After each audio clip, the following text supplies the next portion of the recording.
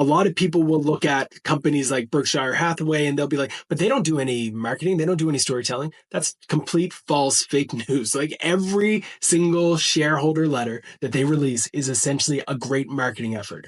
It's a content asset that goes out like a PDF, a lead magnet that everybody reads, everyone talks about. It gets the entire world talking, and everyone says it's not marketing. It is. It's actual marketing. So a couple weeks ago, the Berkshire Hathaway annual letter to shareholders landed right on schedule, beginning, of course, with a tribute by famed investor Warren Buffett himself to his longtime business partner and friend Charlie Munger, who died in November. This brought me down a little bit of a rabbit hole of how Berkshire Hathaway's secret success ingredient actually is, drumroll, strategic marketing. This inspired today's $1 Billion Bite, where we take a bit of a breather from our usual current day venture-heavy episode to this very topic on strategic marketing and how us in the venture world can learn a thing or two. To do that, I brought in my friend, the expert himself, Ross Simmonds, the founder of today's leading content marketing firm, Foundation. Foundation works with B2B and SaaS brands, build content marketing engines that generates millions of visits a year, generating millions worth of new business. Foundation works and has worked with brands like Canva, Procore, Unbounce, Jobber, Snowflake, and we cover a range of topics from AI in marketing, reskilling your workforce, and break down some amazing case studies from billion-dollar businesses, MasterClass to Berkshire Hathaway. This is a bite unlike any other, and I hope you enjoy it.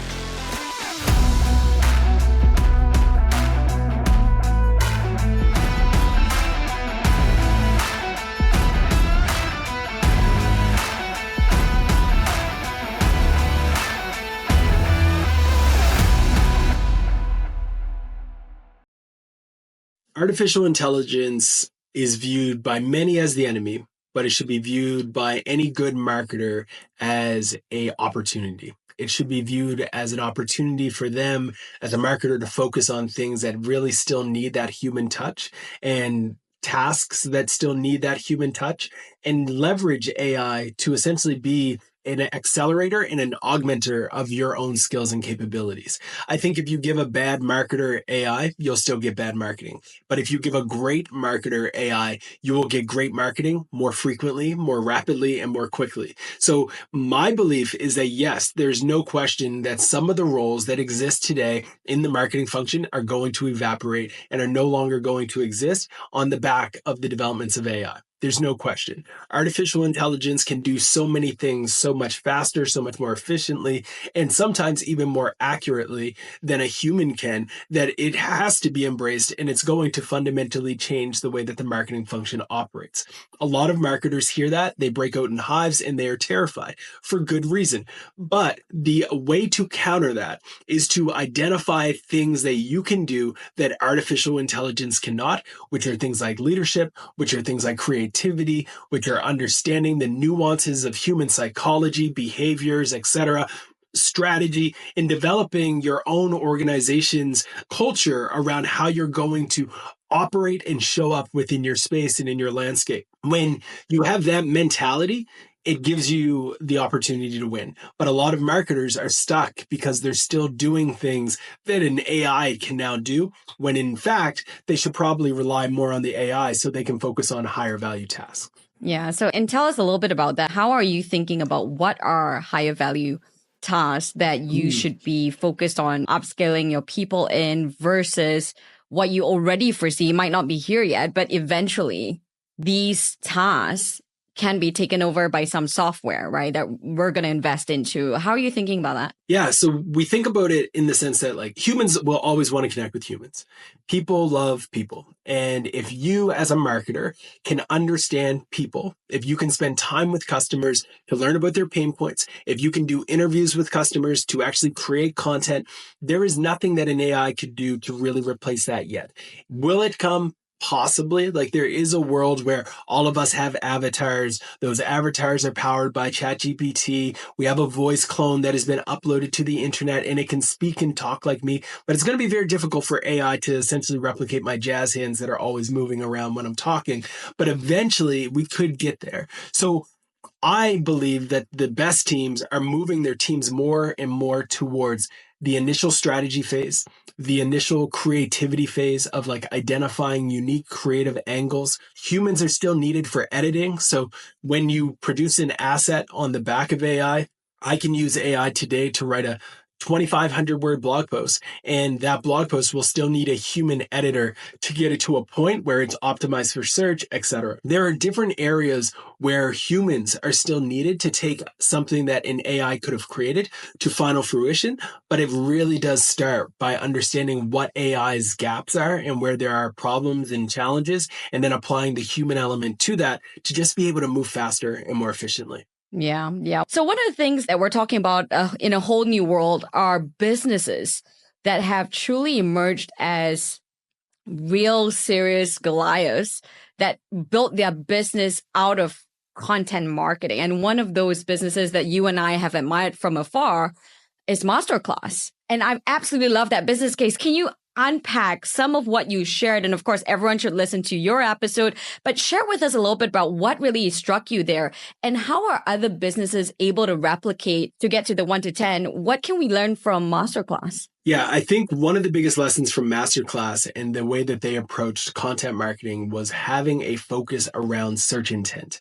And when I say search intent, it's something that not a lot of people think about on a day-to-day basis, but it's actually the reason why all of us go to Google when we are looking for something. Search intent is the reason why you go to Google to type in something. And what you type in is typically rooted in search intent. And the intent that you have can vary. It can be a transactional intent where you're trying to find something that you can buy. It can be commercial intent where you're looking to investigate and compare two products. For example, if you're looking to compare a certain running shoe to another, you might go to Google and say Nike versus Hoka or some variation of that, and then get an example of these and then learn about it. Or you might be looking for informational intent, where you might be cooking a recipe and that recipe happens to say that you should use a shallot, and you're wondering what in the world is a shallot because you've never cooked before. So when you go to Google with that search intent, brands that have the understanding of that philosophy and that fundamental idea are creating content that satisfies your intent. What MasterClass did that was brilliant is they recognized the intent that someone would have when they went to Google and typed in, what is a shallot? What is some new type of sugar? What is this other various thing? What is a cinnamon roll? How hot should you preheat the oven when you are making a certain thing? They knew that every single day, millions of people were going to Google looking for these variations of keywords. Millions of people every day looking to understand the difference between a shallot and an onion. Now, the person who is doing that type of search happens to be the type of person who would eventually, potentially, be interested in unique recipes, might be interested in learning from Chef Ramsay, one of the best chefs to ever exist, how to be a better cook. So by them going out and creating all of these pieces on things that were specific to humans and their interests, and they aligned it with search intent, they were able to capture a ton of traffic, millions of visits, millions of people visiting this content to learn about the difference between a shallot and an onion, millions of people learning how to perfect their jump shot, people learning how to perfect their serve, people learning how to negotiate for a bigger salary. And then when they land on these pieces of content, they happen to also meet call to action saying, hey, you're interested in learning about onions and shallots. Why don't you sign up for this course? Hey, you're interested in how you should perfect your free throw. Why don't you take this course with Steph Curry? You're trying to figure out how to perfect your serve in tennis. We actually have a course with Serena Williams. Why don't you take this? They actually held, I'm going to say, a masterclass in front of everyone on how to create content that aligns with your customers, aligns with the people that you want to sell to, and then use that content to drive conversion and people to sign up for your actual product. And as a result of it, they've been able to generate millions of visits, millions of customers, and it's ultimately been a success in the world of content and SEO. What a case study. I'm going to be searching what the difference is between shallot and onions after this. You can count on that because I am the target customer, which means that I've been getting bombarded by all these ads in every single platform that I'm on. Is all their marketing budget on digital? Is it basically all Facebook advertising, Instagram Meta advertising? How do you think about cost benefit analysis there, and going really deep on a single strategy versus the omni-channel approach these days? They've embraced this idea of weaving the biggest digital web possible. So they are trying, in my opinion, to create what I would call a content moat. And a content moat is essentially trying to create as much content assets on the internet and show up in as many channels as possible. So no matter where your customer goes, you start to show up. And they've done this successfully in search. They've done this on Facebook, on Instagram, on YouTube, across all of these channels where they are showing up consistently. And they've created valuable content at the same time. So it's a win-win for both them as a brand, but also the customer. So when you go to Facebook and Instagram and you start to see their content, it's intentional. And yes, they are investing a significant amount of money into this, but I think it's because they can view the total addressable market of this entire education space as being an entire new area that has never really reached its max of capabilities and capacity, right? Like MasterClass is competing with the course writers. They're competing with the universities. They're competing with anyone out there who has developed any type of training and resource. Arguably, they're also competing with the Netflix, they're also competing with the Disneys, and they are taking on an approach where they're trying to essentially just capture eyeballs and attention.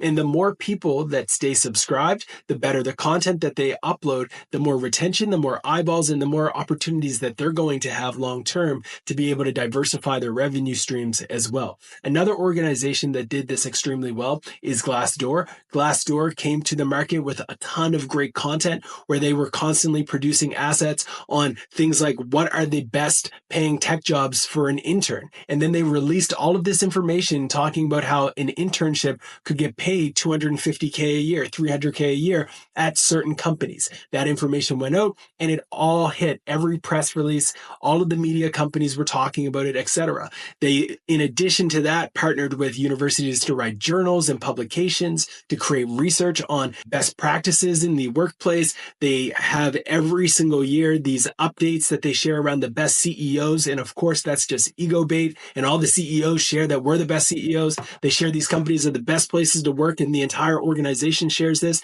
Similar to MasterClass, what their strategy is very simple. Weave the biggest web online as possible. And in doing so, you're able to capture as much attention as possible. I do believe that there is still, for a lot of these organizations, open playing field in the traditional sense as well. But a lot of them are very digital first because they themselves are digital first as well. Yeah, that makes sense. And of course, we have quite a few investors and what I call 1 to 10 founders, right? $1 billion moves, it's the unicorns. And a lot of them are actually thinking of global expansion. As you're thinking about strategies for B2B, what would you say is the best approach here to expand your brand globally? Yeah, I think it's twofold. At the heart of it, it's pretty straightforward. At the heart of the approach, you have to understand the culture of the space where you're moving into. And you have to understand the buying behaviors of those individuals, the languages, the best practices in business, their problems, their pain points, and even their vernacular in the things that they actually say or ways in which they refer to different things within business. Because these are little nuances, but those nuances can be the difference between you versus a competitor actually closing a deal. We work with brands that are global and have global presence. We work with brands all over the world with a footprint in all different regions around the globe. And it's very interesting to see the difference between the types of things that someone might be looking for in the UK versus Australia versus North America. Simple words have different meanings in different areas, and you have to understand those nuances. And that comes from research. In addition to that, I think it's probably the most exciting time in software to actually have a global strategy because it's easier than ever to now rank in these different regions from an SEO lens, but also to translate your content to show up in these regions and speak in their native language. This is very powerful, especially when you can sprinkle artificial intelligence on it. Currently, there are AI tools that will actually translate us talking like we are right now into any language that we decide. It will mask my lips and move my lips in a different way. It will use my voice, it'll use my tone, but it will say it in a different language. If I wanted to have me speak in German, it could do that. If I wanted to speak in Mandarin, it could do that. It will modify my voice to speak in that language. This is so powerful. When you think about some of the brands who have already established themselves with content excellence from a video lens or an audio lens with podcasts, if you can now take those assets, translate them, and start to show up in different regions, it can be a major success. In B2B, we tend to be slow catching up with these types of trends and opportunities. In B2C, this is already happening. You can look at B2C for great examples like Mr.Beast, who is actually creating a ton of content that is translated into every language. He has YouTube channels in every language, and this content is going out there to the masses. So my advice to B2B brands that want to show up in these markets is start to invest in either leveraging AI to translate your content into these languages, or start to think about a localized strategy where you can create content for various regions and various spaces that can align with them. So I love how you brought up Mr.Beast there. He's, of course, one of the biggest YouTube stars that really pioneered doing the crazy things that got a lot of eyeballs. And now, of course, at the end of the day, what are we competing for as brands? It's retained attention. And he's really got that retained attention and trust. And I'm curious to know from you, because you've worked with all these brands, some of them who appear a little bit more traditional, but you're sort of pushing them to become creators. Is the future for all businesses the expectation that they too have to be creators? It's a great question. One of the reasons why I'm going to be a little bit off the typical answer, which is everyone saying, yes, everyone has to be a creator, is I don't think we can say every brand. I don't think every single brand in the world will need to be creator focused, will need to take that approach because their product will offer so much utility that it's unnecessary. So if your product has such a strong product market fit and people want it, people need it, people use it, you can still win without having the creator at the forefront telling stories and creating content, etc. I think storytelling, however, will always be a fundamental. So if you exclude the individual, but you embrace storytelling, I think that will be the requirement moving forward. A lot of people will look at companies like Berkshire Hathaway and they'll be like, but they don't do any marketing. They don't do any storytelling. That's complete false fake news. Like every single shareholder letter that they release is essentially a great marketing effort. The event that they have when they bring everyone together, that's event marketing. And all of these people are there. They're seeing Warren, they're seeing Charlie, and they're consuming that content. It is another masterclass on marketing, except it doesn't show up exclusively digital, but those shareholder letters are essentially content. It's a content asset that goes out like a PDF, a lead magnet that everybody reads, everyone talks about. It gets the entire world talking, and everyone says it's not marketing. It is. It's actual marketing. So the perspective that I would encourage people to think is you need to ensure that storytelling is a key part of the DNA for any organization, no matter your size, no matter your sector, no matter your segment. Storytelling needs to be a part of it. And you need to be strategic in the way you tell those stories. It is icing on the cake to have a creator involved in the process. If you have a creator, if you have someone who can represent the brand as a human, not always necessary, but always, always, always beneficial. Ooh, this is landing me in a really good spot here because one of the key things, LinkedIn as a platform is one of my favorite platforms. And I realized that, of course, what they really reward as a platform are the individuals. So it's people, not so much the companies, because of course they want the companies to pay, right? But they want the voices to be really heard. And so now a lot of CEOs are pressured to be the voice. Can you share what you think about, the future of leadership and how CEOs need to be creators themselves? And how should we think about this? It's a competitive advantage to have a leader who is acting and operating like a public figure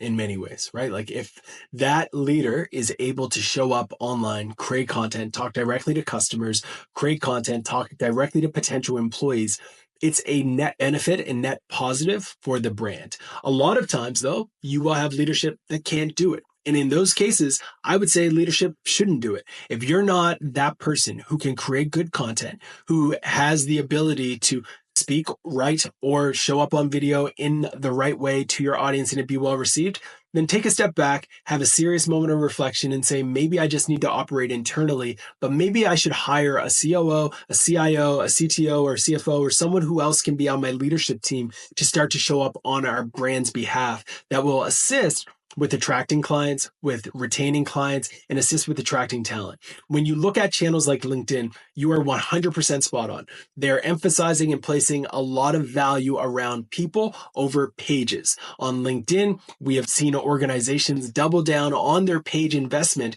but the reality is pages don't get the same amount of engagement that a human does, which makes sense. People want to connect with people more than they want to connect with a brand. So if you as the leader or a leadership team can make a cognitive decision to say, we need to start showing up on social, creating content or developing content, there's a wide range of ways that you can do it. You can leverage your marketing team to start to work closely with you to share and rewrite your ideas and develop stories for you. You can create content through video where they're interviewing you, have them chop and edit these interviews and share that as content. So I want to challenge that a little bit. Many of the status quo believe that it's a waste of time. How can I focus on the work that I'm actually set here to do? This content stuff, it's a distraction more than anything. What would you say to that? I think in a leadership position, one of the most important things that you're trying to do is attract great people to work at your organization. You want to attract people. And if you show up online and you are telling a story that resonates with people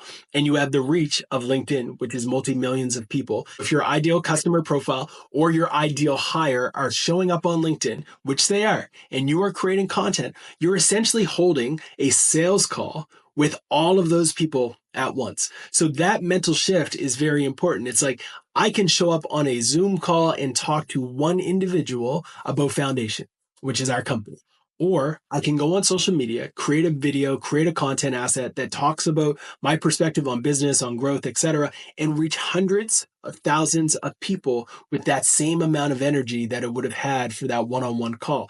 That is the power of these channels. One of those video assets that go up on LinkedIn can also reach that person who is currently employed by a competitor, employed by another company, and they watch it and they're like, wow, I resonate with this leadership. I resonate with this idea. I resonate with their vision. I want to join this company. Then they go to your career page and they're more interested to apply and try to join your organization. This is what is possible by showing up on these channels. So yes, you might not see an immediate credit card swipe because you put up some content that talks about your vision and your beliefs and your perspective and your culture, but over time, you're going to start to see a trending increase in the quality of people who want to work at your company, or a quality increase in the companies that are trying to work with you directly. I will say one of the concerns that a lot of my investors have is, of course, by putting yourself out there in this time where there's an anti-woke movement, where there's so much room for criticism, where people are keyboard warriors. How do you think about that? Do we read the comments? Do we ignore the comments? Do we engage with every issue? How do we think about that? You have to pick your battles. I think you have to really identify for yourself, like, how firmly do you believe a certain thing? And if you do believe in that, then you have to be comfortable with the repercussions that come with you sharing that opinion and sharing that voice. It's risky. There's no question about it. If you are going out there to the market and you are sharing ideas and philosophies that might make some people upset and might make some people angry, there's risk. There is serious risk associated with that. And the question becomes like, how comfortable are you with sitting with this idea publicly being associated with your name? If you are very comfortable with it, then by all means do it. Go for it. 100%. Like, own your truth and go live with it. That's a great situation to be in. But if you are still kind of on the fence of whether or not that's an idea that you want to put out, don't do it. Like, don't open yourself up to that type of risk. So I'll ask you this question that I asked at Davos to the CEO of Lego, the CEO of Deloitte, and Henry Schein as well, which is this terminology of the non-political leader. Where today, I think you recall what happened years ago during the pandemic. The CEO of Basecamp, basically post George Floyd, decided that, all right, guys, the workplace is the workplace. Keep your politics at home. But we're in a generation where we talk about, oh, you're a brand, you're a creator. You need to bring your full self to work, which means your beliefs as well. As a CEO yourself, how are you thinking about this? Do you think that CEOs should take a stand on certain issues? Should they be public about their political beliefs? Should this be one and the same with the company and the body corporate? I think for me, when I talk to leaders, there's a wide range. Some folks will say, I'm not going to talk about anything political because I don't want that to negatively influence my organization. Then I'll talk to others who have politics rooted in the DNA within their company and their culture, and they will talk about it every single day. You look at organizations like Ben & Jerry's, like that is a part of their DNA. They've done it, they've owned it, and they continue to do so. So you have to start with an understanding for yourself. Again, what do we want to be known for? What do we want to represent? And how do we want to show up in the world? And then once you are committed and you believe that, then stay true to it and go for it. I don't think that it's, again, one of those scenarios where every leader has to be political. I think every leader needs to make a choice on what they believe is best for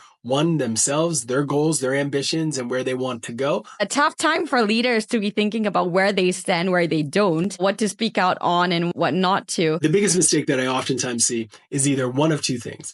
Either newsjacking inappropriately. So an organization will change their logo, put up a post. They will try to jack something that is happening in culture and try to get brand benefit on the back of it. Whether it's Martin Luther King's birthday and they will put up a picture of Martin Luther King and then they'll put their logo all over it. Like, that is so self-serving and everyone can see through it. You have to understand as an organization that if you are going to be trying to promote a social cause, if you're trying to share and empower a community or a group, that you don't just throw your logo on it. You don't just say, oh, we're going to put this as our logo for the week and do nothing. You have to actually show up in some way that does a service to the cause.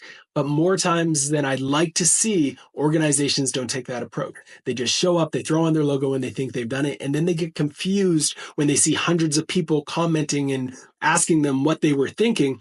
They weren't thinking, right? They weren't thinking about the intent versus their desired intent, which was probably good. But when you throw on your logo, when you start to try to make it about you instead of the actual cause, that's when problems show up the most. So try to ensure that if you are going social, if you are trying to do something for good, that you are not making the mistake of trying to make that good serve ultimately your business and your brand, because the world will see right through it. Well, Ross, there's so much that we can dive into, but that has been a power pack session in itself. And I don't want to miss this opportunity to ask you, right? Content King himself, some billion-dollar question. You ready for that?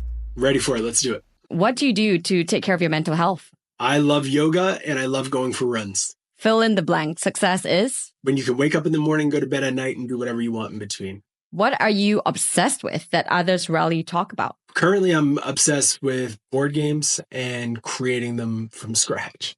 What is the most significant thing you've changed your mind about in the last decade? The biggest thing that I've changed my mind about is that going from 1 to 2 kids is way more difficult than going from 0 to 1. It's wild. Love it. Well, 3 values you want your kids to espouse. Empathy, hard work, and leadership. All right. And the final one, in one sentence, so this is going to be tough, but how can we all today tangibly create like the greats? We can all create like the greats by emulating the greatest creators of all time and remixing their stories to align with our ideal story. Well, Ross Simmonds, thank you so much for your time, for hopping on Billion Dollar Moves so we can all keep making billion dollar moves together. And thanks so much for tuning in this week. You can subscribe wherever you get your podcasts and follow our socials on Sarah Chen Global to get the latest on the show. It would really help me out too if you enjoyed this to rate and review our show on Apple Podcasts and share your favorite episodes with a friend. I'm Sarah Chen-Spellings and you've been listening to Billion Dollar Moves.